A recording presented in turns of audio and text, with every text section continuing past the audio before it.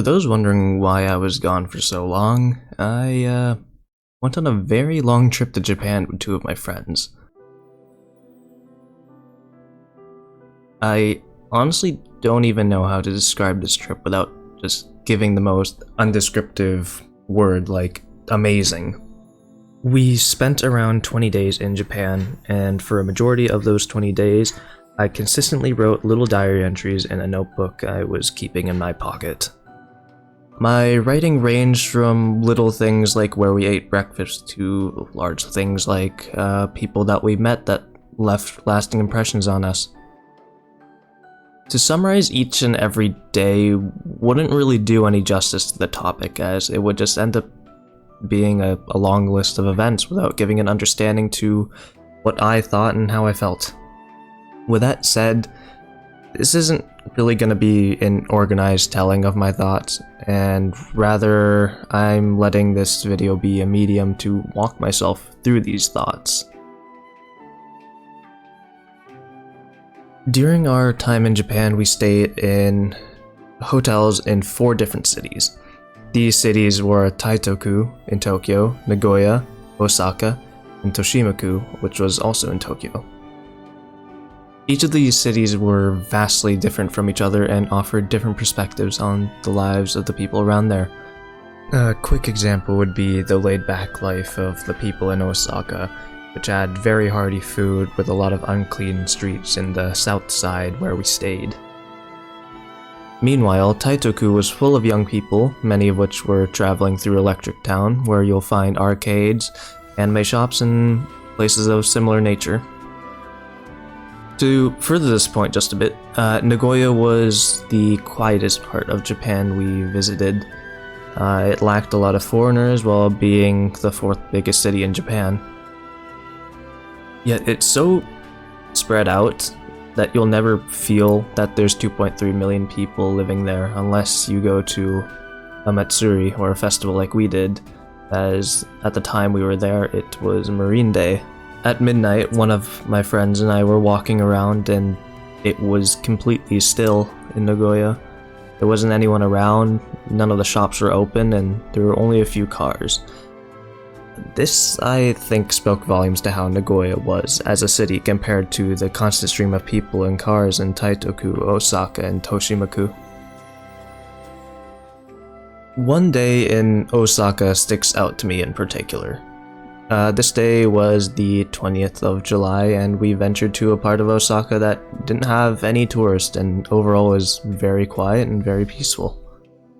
We walked to this mostly closed street market, and it was about time for lunch, so we were looking for something to eat. While we were walking, a man on his bike stopped us and asked where we were from, which we said America. We talked with him for a bit, and he was telling us all sorts of things as he lived in the US around 40 years ago, and his experience with school in Japan, which he didn't quite enjoy. He told us that he's 78 with a great-grandchild, and it was honestly quite impressive. After talking with him, we found a butcher that made us some freshly cooked beef and pork bentos. We ate them at a park nearby. As we were wrapping up our meals, another older gentleman approached us. He didn't speak English, so he wrote on a note trying to tell us that he had a friend who teaches at one of the universities in California, which is the state I live in. There were more things that we did on that day, but none of it sticks out to me compared to the people of Osaka who just wanted to talk. In fact, just the day prior to this, these little elementary school kids waved at us and said hello, which not only made me and my friends happy, but even some of the people around us were smiling. Just before flying to Japan, I sort of just dropped contact with a lot of my friends, apart from the friends I was traveling with and the friends we were going to meet there. And how does it feel to go to a country with a language barrier with only a few people to talk to? In all honesty, I can't answer that very question that I created. Maybe liberating, maybe confining, I don't know. But it was something that I can't say I'll ever experience again. Here at home, a lot of the people I talk to via online methods since I moved out of state from my friends. In fact, the two friends I traveled with were from my previous state, meaning I didn't see them for months prior as well. It created an interesting situation where I'm talking more than I typically do on any given day, yet my methods of communication were far different from how I'm used to, as it's between two people I know completely well, or I'm talking to complete strangers, most of which we can only pass a few words on to each other.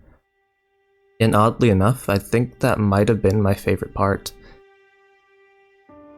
This wasn't the first time I traveled to another country, yet without a doubt, Japan was far different.